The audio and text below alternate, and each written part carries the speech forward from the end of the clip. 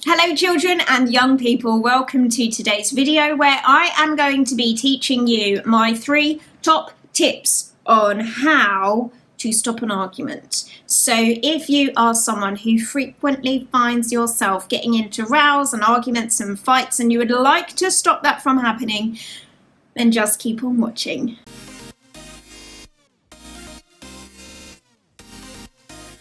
Alright, so I'm going to keep this real brief and snappy and easy for you to wrap your heads around today. So tip number 1 in avoiding arguments or stopping them. This is not so much about avoiding an argument. This is more about how to stop an argument once it's already got started. So tip number 1 is going to be, you want to get away from making your point. Okay, I know that feels really, really important when you're in the middle of an argument. Like, I just need to get my point across. But instead of making that your most important thing, I want you to make the most important thing about how can I show this person kindness right now. This is probably one of the biggest stretches your brain is ever going to experience, is when you're mid-flow in an argument and you go, oh, I need to remember what Gemma said. Gemma said I need to show kindness right now. And then you have to be kind. Here's the thing, when you show kindness to someone in the middle of an argument, it does something to their brain. It makes their brain like blow up or fizzle out, or just it freezes their brain in that moment, and it makes it very, very difficult for them to continue being angry with you or to continue wanting to fight or argue with you when you have just demonstrated real, genuine kindness. Now, I'm not saying that you do this just to try and stop the argument. You've kind of got to come from a good place at the same time, because if you just do it to stop the argument, then it might come across as if you're just being sneaky, or maybe you're trying to manipulate them, so you're just trying to get what you want from them, and it might not come across in the best possible way. But if you can do this from a place of being genuinely kind and caring and loving, even though you might want to punch this person in the face right now, you will cause their brain to seize up and freeze in that moment, which then gives you a much better opportunity to be able to settle the argument and maybe even to get the thing that it was that you wanted out of it. Tip number 2 is expect less.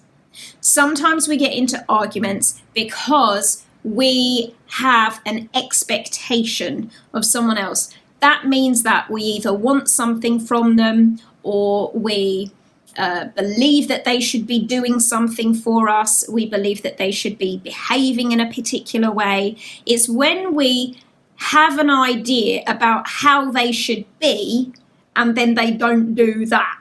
That can be a cause of a great deal of arguments, when people don't do the thing that you thought that they should or would do.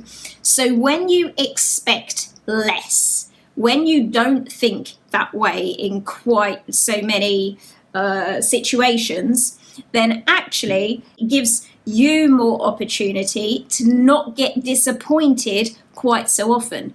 I said that in a really backwards way. Let me say it again. When you expect less, when you don't believe quite so much that people are going to give you what you want, and you just are happy to put up with whatever happens to some extent, then it means there is much less chance of you being disappointed, because what you have done is you have kind of let go of all of those rules that you used to have about how people should behave and what other people should do.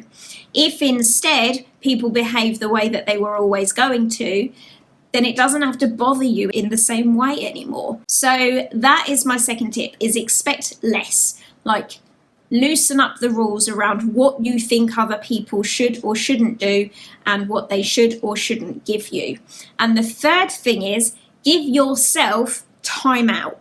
So you know what time out is. Well, I want you to get good at putting yourself on time out. If you feel like you are starting to get tangled up in an argument and that your emotions are going to run away with you, like you're going to end up getting extra angry unnecessarily, then I want you to be able to step back from that situation, give yourself a little bit of breathing space, give yourself time to calm down, and then you can go back to it, knowing that you're going to do so with more kindness, knowing that you are going to do so without having expectations about what the other person should do, think, or say, because we are expecting less of people now. So when you give yourself time out, you just give yourself a little bit more time to think about what the real problem is and how it is that you really want to talk about that without it turning into a big, steamy, loud argument that's going to leave everybody feeling upset on the other side of it. So just to recap, your 3 top tips are: in order to stop an argument that's already got started, show kindness, blow their brain up. The second one is expect less. Don't expect that the other person should see things from your perspective or do the things that you want them to do. And then there is less chance of you being disappointed when they don't. And the third thing is give yourself time out. Give yourself time to go back, reflect on what it is that you're really thinking, what it is that you really want to say, and then you can go at it fresh. And that is everything that I wanted to share with you for today. I hope you are all keeping yourselves well and safe and happy and healthy. If you have not already subscribed to this channel, then you can go ahead and do so by clicking the red subscribe button. You are not able to leave comments on this video because this video is specifically for children and young people, but I think you can still like it. And if you can, you probably should. So do that then. And I will see you all in my next video next month. Bye everyone.